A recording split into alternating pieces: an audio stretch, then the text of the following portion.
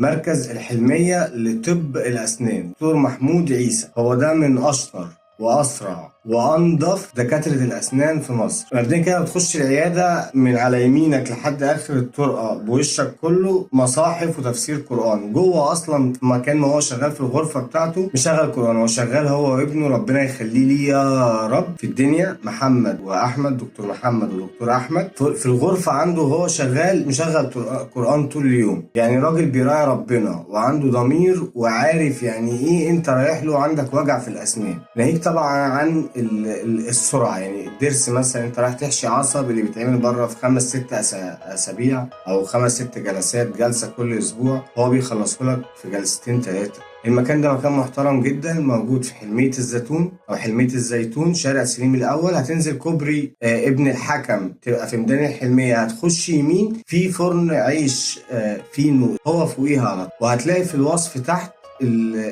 العنوان كامل، وهوريك برضو الكارت بتاعه عشان تبقى انت معاك الارقام وعارف الاسم بتاعه.